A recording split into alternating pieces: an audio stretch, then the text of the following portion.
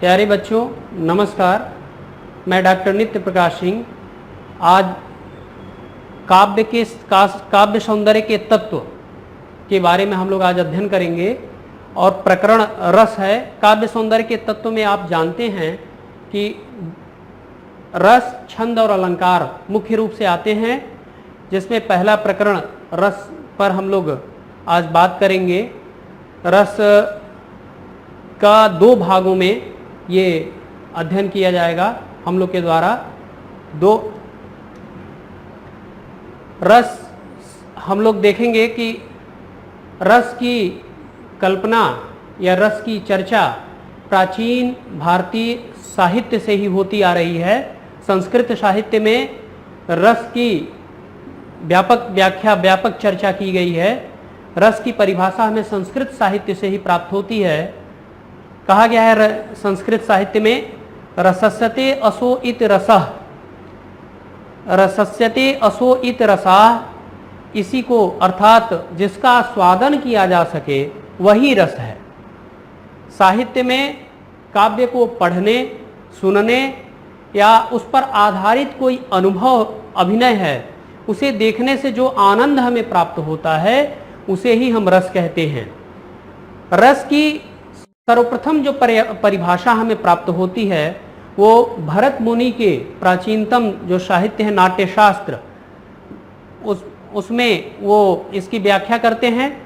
कहते हैं विभावानुभाव व्यभिचारी संयोगा दृश्य निष्पत्ति, अर्थात विभाव, अनुभाव तथा व्यभिचारी भाव के संयोग से रस की निष्पत्ति होती है, रस की उत्पत्ति होती है। प्राचीन भारतीय संस्कृत साहित्य में हम देखेंगे कि काव्य की आत्मा क्या है, उस पर काफ़ी चर्चा होती है, काफ़ी उस पर विचार विमर्श हुआ है। कुछ लोगों ने कहा है कि रस काव्य की आत्मा होती है, कुछ ने अलंकार को कहा है, कुछ ने वक्रोक्ति को कहा है, कुछ ने ध्वनि को कहा है। लेकिन भारतीय मनीषा रस को ही काव्य की आत्मा स्वीकार किया है। रस का स्थान काव्य में वही है जो शरीर में हमारे आत्मा का स्थान है। अर्थात अगर काव्य में रस न हो तो फिर उसकी आत्मा मर जाएगी और काव्य का जो आस्वादन है वो हम नहीं कर पाएंगे, वो रसहीन काव्य बेकार हो जाएगा। इसलिए रस को काव्य की आत्मा कहा जाता है और भारतीय मनीषा इसको स्वीकार करते हैं। इसके रस के 4 अंग स्वीकार किए गए हैं। पहला है अस्थाई भाव, दूसरा विभाव, तीसरा अनुभाव और चौथा संचारी अथवा व्यभिचारी भाव। इन 4 अंगों से मिलकर के ही रस की व्युत्पत्ति होती है। इन्हीं के द्वारा रस का हम आस्वादन कर पाते हैं। अस्थाई भाव हमारे अंदर ही रहते हैं, प्राकृतिक रूप में रहते हैं, मानव हृदय में विद्यमान रहते हैं। ये ऐसे मूल भाव हैं जो प्राकृतिक अवस्था में हमारे अंदर रहते हैं और साधारणतः तो ये सुप्त बने रहते हैं, लेकिन उचित अवसर पा करके, जैसे कोई काव्य सुन करके, कोई नाटक देख करके या कोई अभिनय देख करके हमारे अंदर ये प्रस्फुटित हो जाते हैं, पुष्ट हो जाते हैं, जिससे रस में ये परिणत हो जाते हैं। अब हम देखेंगे कि अस्थाई भाव कितने हैं और उस पर आधारित रस कितने हैं। अस्थाई भाव 11 हैं। रति अस्थाई भाव जिसका रस श्रृंगार रस है। उत्साह अस्थाई भाव वीर रस है। निर्वेद शांत रस है। अस्थाई भाव क्रोध का रौद्र रस है। विभत्स रस का अस्थाई भाव ग्लानि या जुगुप्सा है। भक्ति रस का देव विषयक रति है। शोक करुण रस का अस्थाई भाव है। आश्चर्य अद्भुत रस का है। हास्य रस का है और भय भयानक रस का है। संतति विषयक रति या वत्सल वो वात्सल्य रस का अस्थाई भाव है। रति को ही 3 भागों में हम देखते हैं, बढ़ जाता है। एक तो श्रृंगार के रूप में, श्रृंगार रस का जो कांता विषयक रति है। रति स्त्री पुरुष, रति कहते किसे हैं? स्त्री पुरुष एक दूसरे के प्रति जब आकर्षण उत्पन्न होता है, प्रेम जनित जो भाव उत्पन्न होता है, उसे रति रूपी अस्थाई भाव जागृत होता है। और इसके 3 भाग किए गए हैं। सबसे पहले कांता विषयक रति, जो नर और नारी के अंदर पारस्परिक प्रेम उत्पन्न होता है, वहां पर कांता विषयक रति होता है। और जहां पर संतति विषयक रति उत्पन्न होता है, वहां वत्सल रस, वात्सल्य रस जहां उत्पन्न होता है, माता पिता अथवा बड़ा भाई हो, बहन हो, उनके बीच जो सात्विक प्रेम होता है, उसे संतति विषयक रति वत्सल रस कहते हैं, वत्सल अस्थाई भाव है। और तीसरा है, रति का तीसरा जो भाव है देव विषयक रति, ईश्वर में लीन हो जाना, ईश्वर की में परम अनुरक्ति हो जाना, ये देव विषयक रति है। और इस रति के द्वारा ही हमारे अंदर भक्ति उत्पन्न होता है, भक्ति रूपी रस उत्पन्न होता है, और इसी के माध्यम से हम भक्ति में लीन होते हैं। अगला अस्थाई भाव हास है। हास के बारे में हम जानेंगे। अभी तक रति के बारे में जान रहे थे, रति 3 भागों में हमने देखा। उसके पश्चात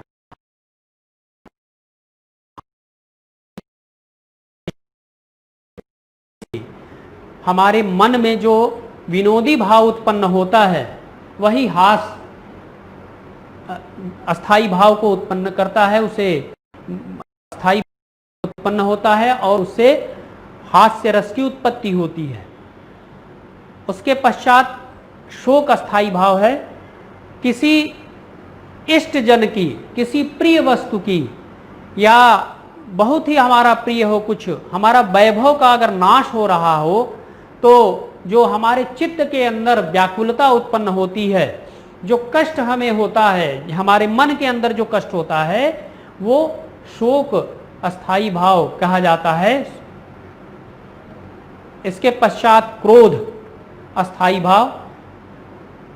किसी भी असाधारण अपराध को देख करके, कोई किसी के प्रति अपराध कर रहा हो, असाधारण अपराध कर रहा हो, या कोई विवाद उत्पन्न हो गया हो, कोई उत्तेजनापूर्ण अपमान किसी ने कर दिया हो, तो जो मनोविकार हमारे अंदर उत्पन्न होते हैं, उसे क्रोध रूपी अस्थाई भाव कहते हैं।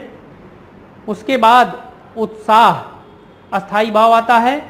मन में अगर कुछ उल्लासपूर्ण वृत्ति होती है, या मनुष्य के अंदर कुछ कार्य करने का जो उल्लास जगता है, वहां पर उत्साह रूपी अस्थाई भाव आ जाता है। भय, किसी हिंसक जंतु को देख करके, कोई अपराध हो रहा हो उसको देख करके, या कोई भयंकर शब्द ध्वनि हो रही हो उसको देख करके, या किसी की विकृत रूप चेष्टा या रौद्र आकृति जैसे राक्षस वगैरह को देखने से जो मन में व्याकुलता का भाव आता है, तो वहां पर भय रूपी अस्थाई भाव उत्पन्न होता है। इसके बाद आश्चर्य अस्थाई भाव। किसी अलौकिक चीज को जब हम देखते हैं या सुनते हैं या उसके बारे में स्मरण करते हैं, याद करते हैं, तो जो मनोविकार हमारे अंदर उत्पन्न होते हैं वो आश्चर्य कहलाता है, आश्चर्य रूपी अस्थाई भाव कहलाता है। उसके पश्चात ग्लानि या जिसे जुगुप्सा भी कहते हैं। अगर कोई हम अरुचिकर चीज या मन के प्रतिकूल कोई ऐसी चीज देख लें जो हमारे मन के अनुकूल ना हो, प्रतिकूल हो, या उसकी कल्पना कर लें, तो जो मनोविकार या भाव हमारे अंदर उत्पन्न होते हैं उसे ग्लानि या जुगुप्सा कहते हैं। उसके बाद निर्वेद, जो सांसारिक विषय हैं, सांसारिक विषय वासनाएं हैं या विषय हैं, अगर उसके प्रति हमारे अंदर वैराग्य उत्पन्न होने लगता है, वैराग्य की भावना आने लगती है, तो निर्वेद कहलाता है, निर्वेद रूपी अस्थाई भाव कहलाता है। ये अस्थाई भाव थे और अस्थाई भाव हमारे रस के लिए सबसे महत्वपूर्ण है। जब सारे उपादान मिलकर के इस अस्थाई भाव को जागृत करते हैं तभी रस उत्पन्न होता है, रस की निष्पत्ति होती है। इसलिए इस अस्थाई भाव का मन के अंदर जागृत होना ये बहुत ही आवश्यक है। विभाव, विभाव किसे कहते हैं? जो कारण व्यक्ति, पदार्थ या कोई अन्य कारण हो, दूसरे व्यक्ति के हृदय में अस्थाई भाव को जागृत या उद्दीप्त करते हैं, वे विभाव कहलाते हैं। जिस चीज को देख करके हम लोग के मन में कोई भावना उत्पन्न होती है, कोई चीज देख लें, उसको देख करके हमारे अंदर कोई भावना उत्पन्न होती है, उसी चीज को हम विभाव कहते हैं। और विभाव के दो भाग हैं, एक आलंबन विभाव है और दूसरा उद्दीपन विभाव है। ये बहुत ही महत्वपूर्ण है। अगर ये न हो तो हमारे अंदर अस्थाई भाव जागृत ही नहीं होंगे। आलंबन, जिस व्यक्ति अथवा वस्तु के कारण कोई भाव जागृत होता है, उस व्यक्ति अथवा वस्तु को, उस भाव का आलंबन विभाव कहते हैं। अगर किसी चीज को हम देखते हैं जिसके कारण हमारे अंदर अस्थाई भाव जागृत हो, कोई भी भाव जागृत हो, उसे आलंबन विभाव कहा जाता है। वही हमारा आलंबन है, उसी को देख करके हमारे अंदर वो भावना जागृत हो रही है। तभी उसको देखने के पश्चात अस्थाई भाव जागृत होगा और हमारे अंदर रस की निष्पत्ति होगी और हम उसका आनंद ले पाएंगे। उद्दीपन विभाव, अस्थाई भाव को उद्दीप्त अथवा तीव्र करने वाला कारण उद्दीपन कहलाता है। जो अस्थाई भाव है उसको उद्दीप्त जो करता है, उसको उद्वेलित जो करता है, वो उद्दीपन विभाव कहलाता है। आलंबन की चेष्टा तथा देश काल आदि को उद्दीपन विभाव माना जाता है। जो आलंबन जिसको हम देख रहे हैं, उसकी चेष्टाएं देख करके जो हमारे मन में चीजें उठती हैं, वो उद्दीपन विभाव कही जाती है। आलंबन विभाव की चेष्टा तथा देश काल आदि को उद्दीपन विभाव माना जाता है। जो आलंबन हमें दिखाई दे रहा है, जिसको देख करके हमारे अंदर अस्थाई भाव उत्पन्न हो रहा है, उसी को जो चेष्टाएं उसकी बदल रही है, वही उद्दीपन विभाव कहलाता है। इसके बाद अनुभव आता है। आश्रय या पात्र की चेष्टाओं अथवा रस की उत्पत्ति को पुष्ट करने वाले वे भाव जो विभाव के बाद उत्पन्न होते हैं, अनुभव कहलाते हैं। भावों को सूचना देने के कारण भावों के अनु अर्थात पीछे चलने वाले माने जाते हैं। ये मुख्यतः 4 प्रकार के होते हैं। जो अनुभव हैं, ये अनु माने पीछे, विभाव के पश्चात हम लोग अनुभव पर बात करेंगे। अनुभाव जो पीछे चले, विभाव के जो पीछे चले, उसे अनु, अनु माने पीछे चलने वाला। आश्रय पात्र की चेष्टाओं या रस की उत्पत्ति को पुष्ट करने वाले वे भाव जो विभाव के बाद उत्पन्न होते हैं, अनुभव कहलाते हैं। भावों को सूचना देने के कारण भावों के अनु अर्थात पीछे चलने वाले माने जाते हैं, इसीलिए ये अनुभाव कहलाते हैं। ये 4 प्रकार के होते हैं। पहला कायिक अनुभाव, प्रायः शारीरिक औपचारिक चेष्टा को कायिक अनुभाव कहा जाता है। जैसे कोई शरीर के द्वारा कोई चेष्टा की जाए, शारीरिक हाव भाव के द्वारा कुछ भाव उत्पन्न हो किसी के शारीरिक चेष्टा को देख करके, उसे कायिक अनुभाव हम कहेंगे। मानसिक अनुभाव, मन में हर्ष विषाद आदि के उद्वेलन को मानसिक अनुभाव कहेंगे। हमारे मन में अगर किसी प्रकार का मानसिक हर्ष हो, विषाद हो या कोई उद्वेलन हो इस तरह का, उसे मानसिक अनुभाव कहेंगे। तीसरा आहार्य अनुभाव, मन के भावों के अनुसार अलग अलग प्रकार की कृत्रिम विवेश रचना करने को आहार्य अनुभाव कहते हैं। अर्थात मन के अनुसार अपने वेशभूषा को बदलने के लिए, अर्थात हमारा जैसा मन कर रहा है वैसा वेशभूषा बदले, उसे आहार्य अनुभाव कहेंगे। सात्विक अनुभाव जो शारीरिक चेष्टाएं हैं वो बिना प्रयास के ही अपने आप होने लगती हैं, उन्हें सात्विक अनुभाव कहते हैं। अर्थात हमारे अंदर अपने आप ही अनुभाव, सात्विक अनुभाव पैदा होने लगते हैं, उसे अनुभाव कहा जाता है। ये 8 प्रकार के ये अनुभाव होते हैं, स्वेद है, कंपन है और सारी चीजें हैं। तीसरा जो रस का चौथा अवयव है वो संचारी अथवा व्यभिचारी भाव कहा जाता है।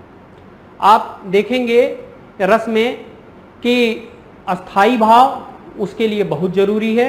रस को उत्पत्ति होने के लिए, निष्पत्ति होने के लिए अस्थाई भाव के पश्चात जो विभाव है वो अस्थाई भाव को पुष्ट करने के लिए वो विभाव जरूरी है, जिसमें आलंबन भाव विभाव और विद्वीपन विभाव था, जिसको देख करके हमारे अंदर भाव उत्पन्न होंगे, मनोविकार उत्पन्न होंगे।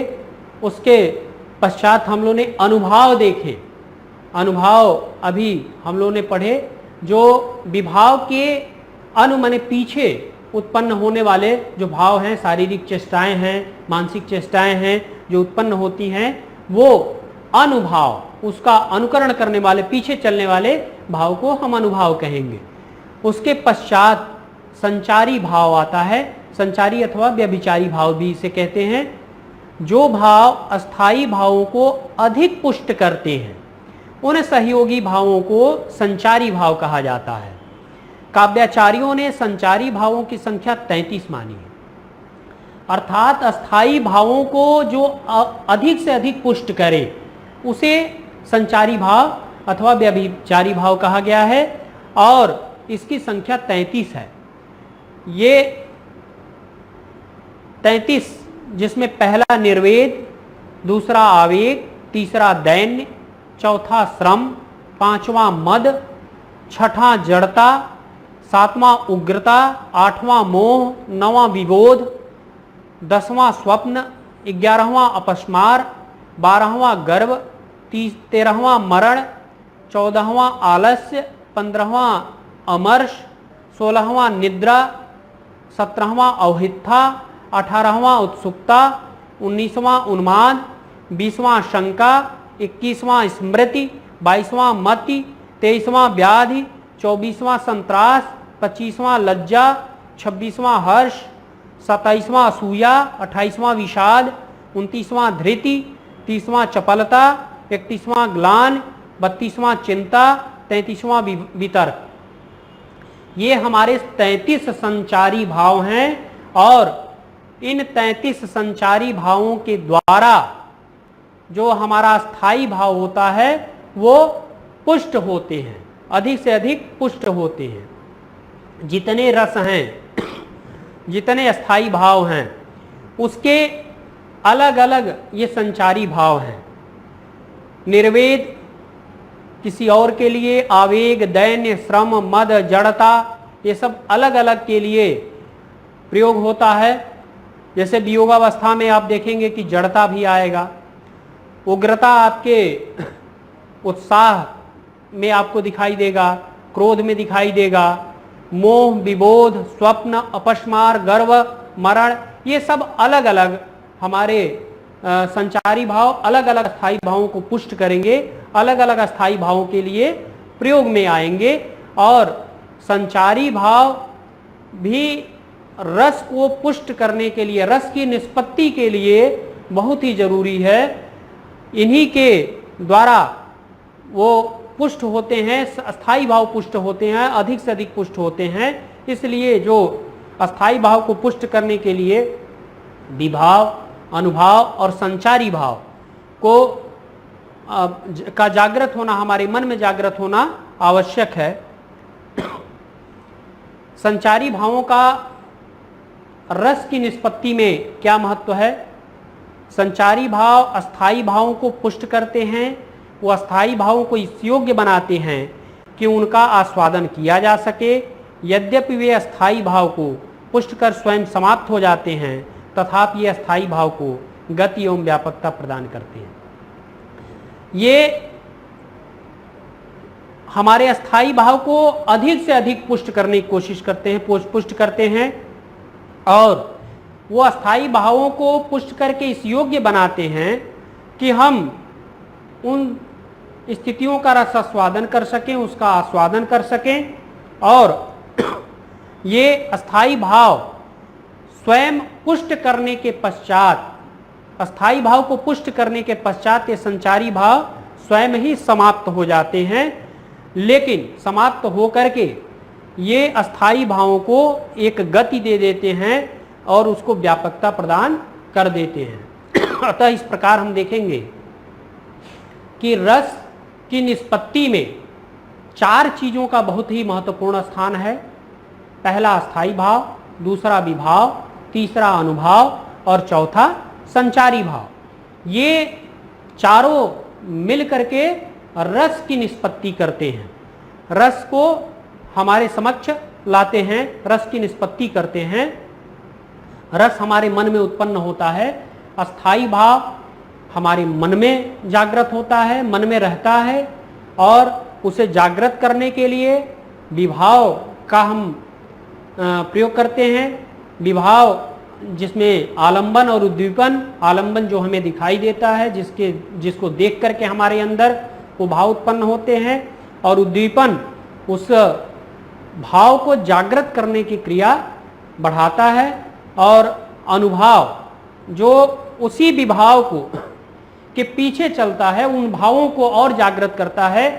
कायिक अनुभाव, मानसिक अनुभाव, आहार्य अनुभाव, सात्विक अनुभाव के द्वारा वो उनको बढ़ाता है, उसको और ज़्यादा पुष्ट करता है और तेज करता है अनुभाव।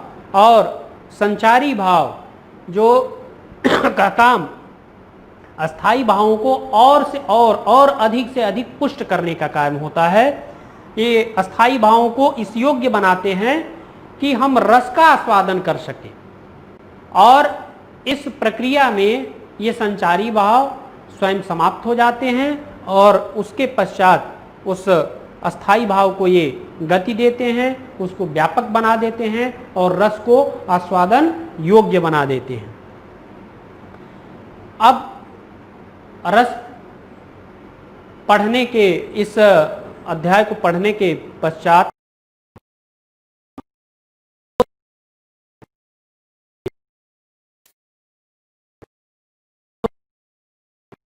उसको देख करके कि हम कहां तक इसमें सफल हो पाए।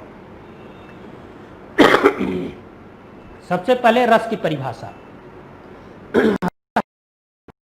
तो हमने बताया आपको कि रस जिसका आस्वादन किया जा सके वही रस है।